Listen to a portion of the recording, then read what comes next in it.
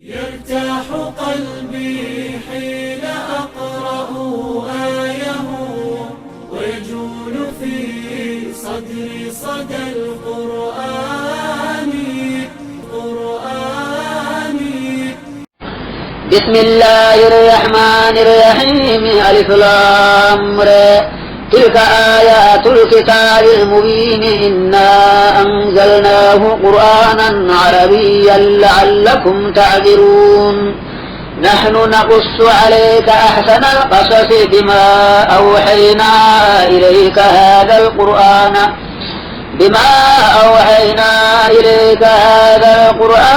وإن كنت من قبله لمن الغافلين. إذ قال يوسف لأبيه يا أبت إني رأيت 11 كوكبا والشمس والقمر رأيتهم لي ساجدين. قال يا بني لا تقصص رؤياك على إخوتك فيكيدوا لك كيدا إن الشيطان للإنسان عدو مبين. وكذلك يجتبيك ربك ويعلمك من تأويل الأحاديث ويتم نعمته عليك وعلى آل يعقوب كما أتمها على أبويك من قبل إبراهيم وإسحاق إن ربك عليم حكيم. لقد كان في يوسف وإخوته آيات للسائلين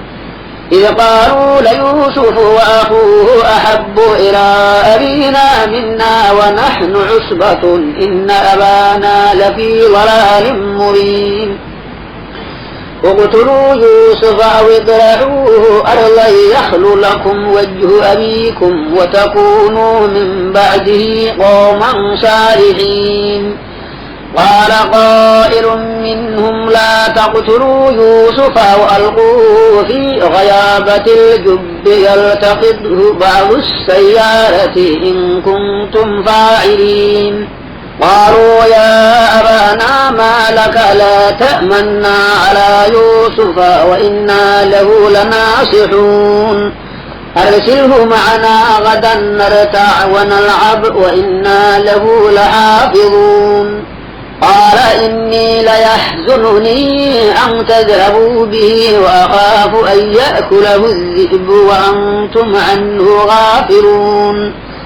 قالوا لئن أكله الذئب ونحن عصبة إنا إذا لخاسرون. فلما ذهبوا به وأجمعوا أن يجعلوه في غيابة الجب وأوحينا إليه لتنبئنهم بأمرهم هذا وهم لا يشعرون. وجاءوا أباهم عشاء يبكون قالوا يا أبانا إنا ذهبنا نستبق وتركنا يوسف عند متاعنا فأكله الذئب وما أنت بمؤمن لنا ولو كنا صادقين. وجاءوا على قميصه بدم كذب قال بل سولت لكم أنفسكم أمرا فصبر جميل والله المستعان على ما تصفون. وجاءت سيارة فأرسلوا واردهم فأدلى دلوه وقال يا بشرى هذا غلام وأسروه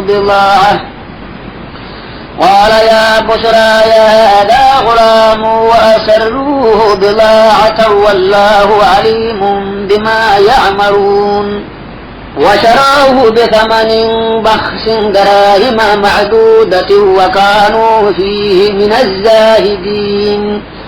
وقال الذي اشتريه من مصر لامرأته أكرمي مثواه عسى أن ينفعنا أو نتخذه ولدا. وكذلك مكنا ليوسف في الأرض ولنعلمه من تأويل الأحاديث والله غالب على أمره ولكن أكثر الناس لا يعلمون ولما بلغ أشده آتيناه حكما وعلما وكذلك نجزي المحسنين وراودته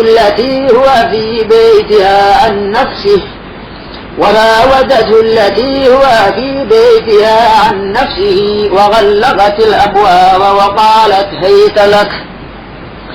قال معاذ الله إنه ربي أحسن مثواي إنه لا يفلح الظالمون ولقد همت به وهم بها لولا أن رأى برهان ربه كذلك لنصرف عنه السوء والفحشاء إنه من عبادنا المخلصين واستبق الباب وقدت قميصه من دبر وألف يا سيدها لدى الباب قالت ما جزاء من أراد بأهلك سوءا إلا أن يسجن أو عذاب أليم قال هي راودتني عن نفسي وشهد شاهد من أهلها إن كان قميصه قد من قبل فصدقت وهو من الكاذبين وإن كان قميصه قد من دبر فكذبت وهو من الصادقين فلما رأى قميصه قد من دبر قال إنه من كيدكن إن كيدكن عظيم يوسف أعرض عن هذا واستغفري لذنبك إنك كنت من الخاطئين وقال نسوة في المدينة امرأة العزيز تراود فتاها عن نفسه قد شغفها حبا إنا لنريها في ضلال مبين فلما سمعت بمكرهن أرسلت إليهن وأعتدت لهن متكأ وآتت كل واحدة منهن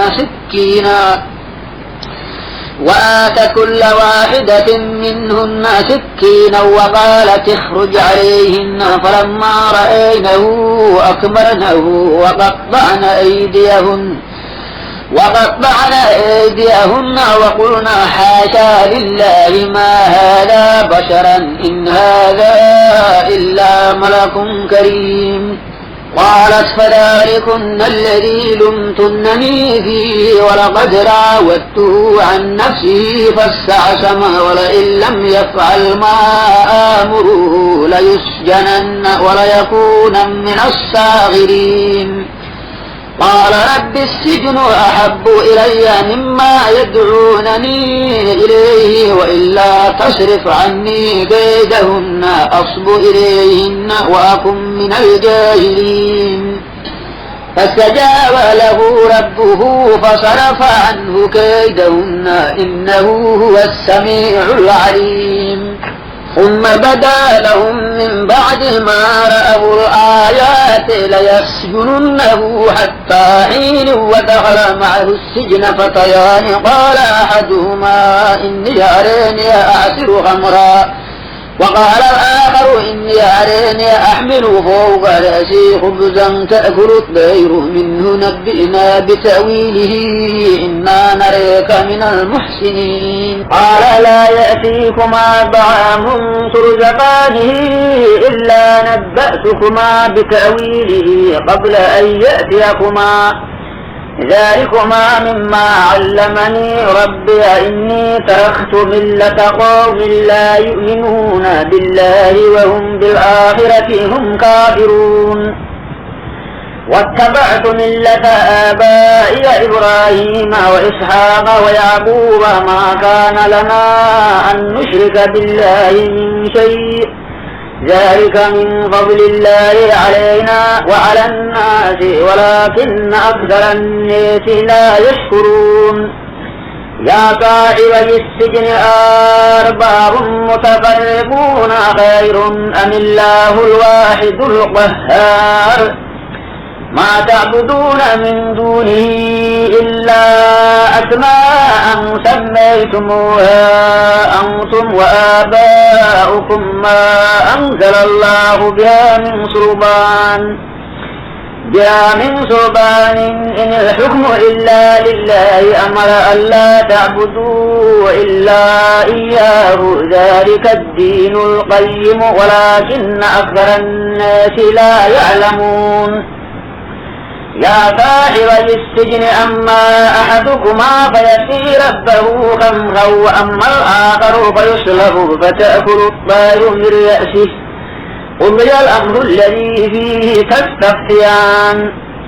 وقال للذي ظن أنه ناج منهما اذكرني عند ربك فأنساه الشيطان ذكر ربه فلبث في السجن بضع سنين وقال الملك إني أرى 7 بقرات ثمان يأكلهن 7 عجاف و7 سنبلات خضر وأخر يابسات يا أيها الملأ أفتوني في رؤياي إن كنتم للرؤيا تعبرون قالوا أضغاث أحلام وما نحن بتأويل الأحلام بعالمين وقال الذي نجا منهما وادكر بعد أمة أنا أنبئكم بتأويله فأرسلون يوسف أيها الصديق أفتنا في 7 بقرات سمان يأكلهن 7 عجاف و7 سنبلات خضر وأخر يابسات لعلي أرجع إلى الناس لعلهم يعلمون قال تزرعون 7 سنين دأبا فما حصدتم فذروه في سنبله إلا قليلا مما تأكلون ثم يأتي من بعد ذلك 7 شداد يأكلن ما قدمتم لهن إلا قليلا مما تحسنون ثم يأتي من بعد ذلك عام فيه يغاث الناس وفيه يعصرون وقال الملك ائتوني به فلما جاءه الرسول قال ارجع إلى ربك فاسأله ما بال النسوة اللاتي قطعن أيديهن إن ربي بكيدهن عليم قال ما خطبكن إذ راوتن يوسف عن نفسه قلنا حاشا لله ما علمنا عليه من سوء قالت امرأة العزيز الآن حسحس الحق أنا راودته عن نفسه وإنه لمن الصادقين ذلك ليعلم أني لم أخنه بالغيب وأن الله لا يهدي كيد الخائنين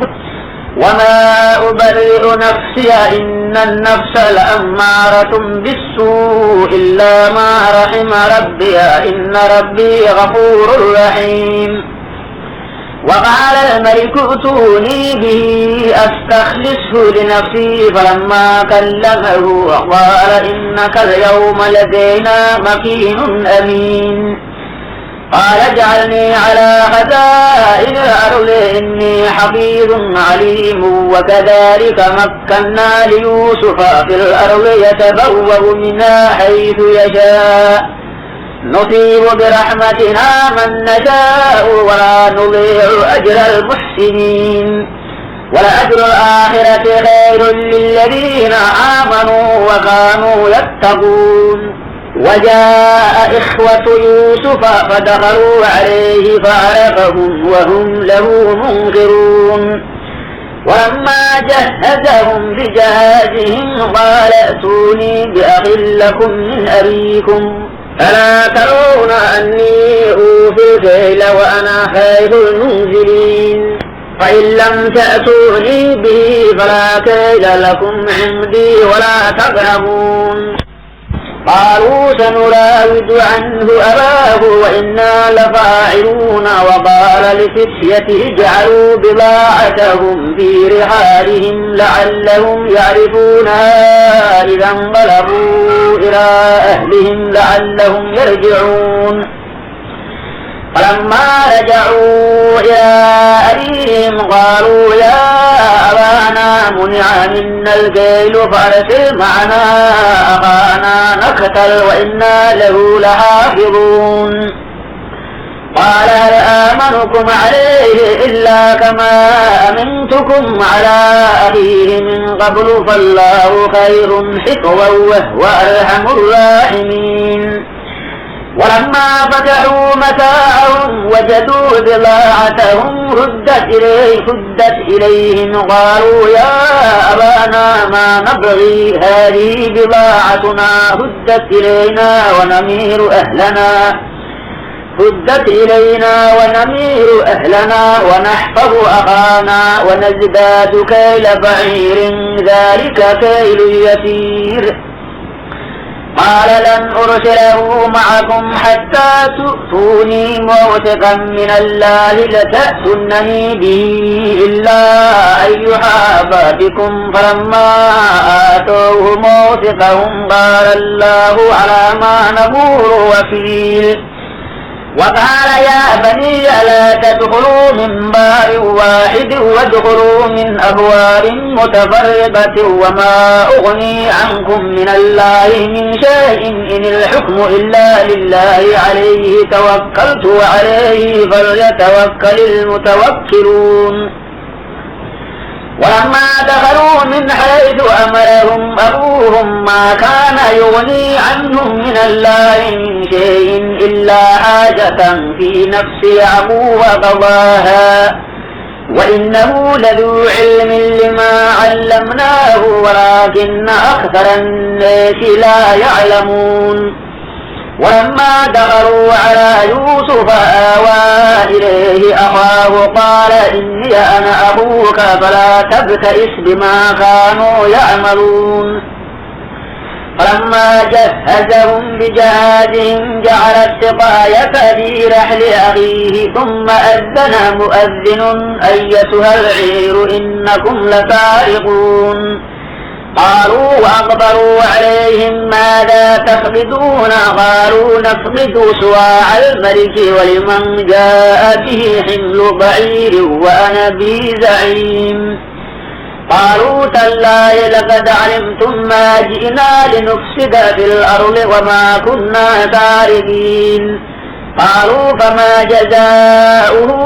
إن كنتم كاذبين؟ قالوا جزاؤه من وجد في رحله فهو جزاؤه كذلك نجزي الظالمين.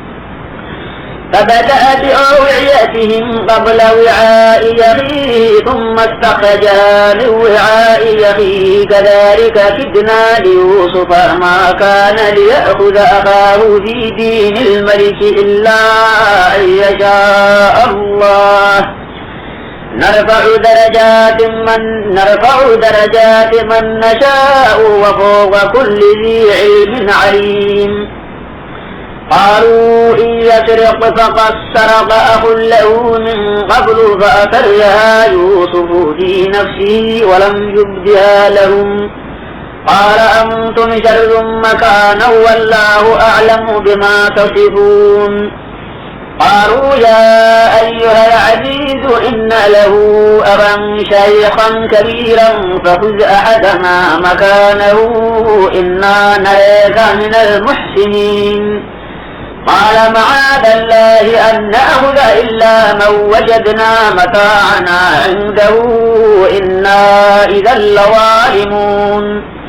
فلما استيأسوا منه خلصوا نجيا قال كبيرهم ألم تعلموا أن أباكم قد أخذ عليكم موثقا من الله ومن قبل ما فرطتم في يوسف فلن أبرح الأرض حتى يأذن لي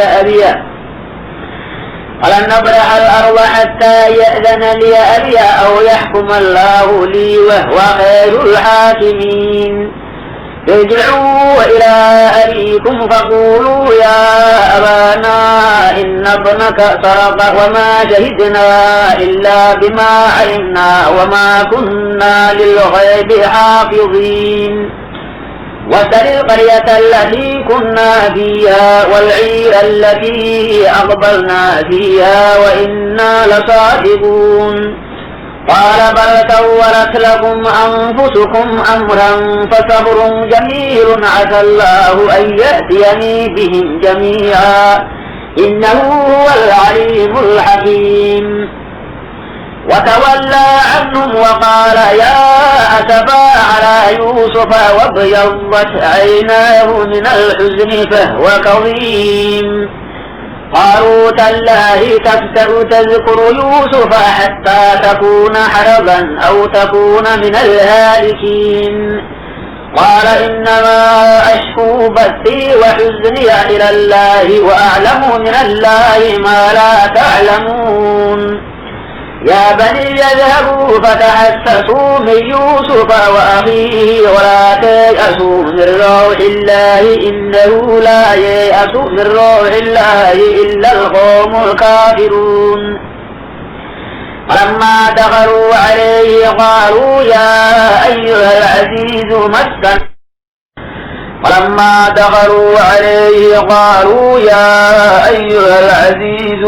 مسنا وأهلنا الضر وجئنا ببضاعة مزجاة فأوف لنا الكيل وتصدق علينا إن الله يجزي المتصدقين قال هل علمتم ما فعلتم بيوسف وأخيه إذ أنتم جاهلون قالوا إنك لأنت يوسف قال أنا يوسف وهذا أخي قد من الله علينا إنه من يتق ويصبر فإن الله لا يضيع أجر المحسنين قالوا تالله لقد آثرك الله علينا وإن كنا لقادئين قال لا تثريب عليكم اليوم يغفر الله لكم وهو أرحم الراحمين اذهبوا بقميصي هذا فألقوه على وجه أبي يأت بصيرا وأتوني بأهلكم أجمعين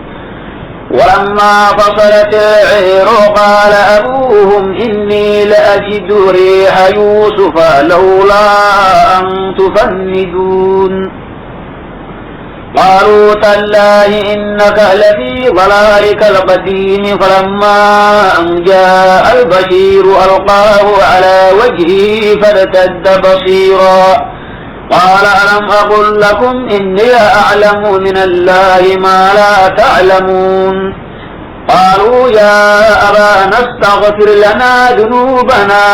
إنا كنا خاطئين قال سوف أستغفر لكم ربي إنه هو الغفور الرحيم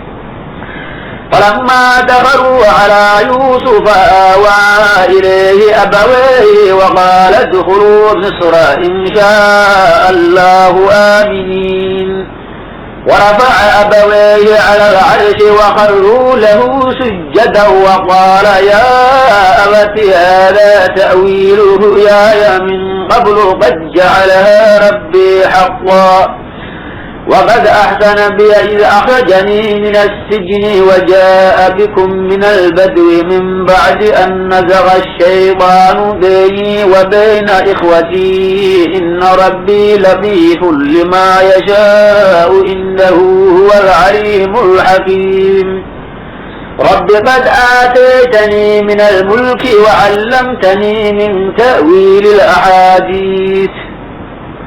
فاطر السماوات والأرض أنت وليي في الدنيا والآخرة توفني مسلما وألحقني بالصالحين ذلك من أنباء الغيب نوحيه إليك وما كنت لديهم إذ أجمعوا أمرهم وهم يمكرون وما أكثر الناس ولو حرصت بمؤمنين وما تسألهم عليه من أجر إن هو إلا ذكر للعالمين وكأي من آية في السماوات والأرض يمرون عليها وهم عنها معرضون وما يؤمن أكثرهم بالله إلا وهم مشركون أفأمنوا وأن تأتيهم غاشية من عذاب الله أو تأتيهم الساعة بغتة وهم لا يشعرون قل هذه سبيلي أدعو إلى الله على بصيرة أنا ومن اتبعني وسبحان الله وما أنا من المشركين وما أرسلنا من قبلك إلا رجالا يوحى إليهم من أهل القرى أفلم يسيروا في الأرض فينظروا كيف كان عاقبة الذين من قبلهم ولدار الآخرة خير للذين اتقوا أفلا يعقلون حتى إذا استيأس الرسل وظنوا أنهم قد كذبوا جاءهم نصرنا فننجي من نشاء ولا يرد بأسنا عن القوم المجرمين لقد كان في قصصهم عبرة لأولي الألباب ما كان حديثا يفترى ولكن تصديق الذي بين يديه وتفصيل كل شيء وهدى ورحمة لقوم يؤمنون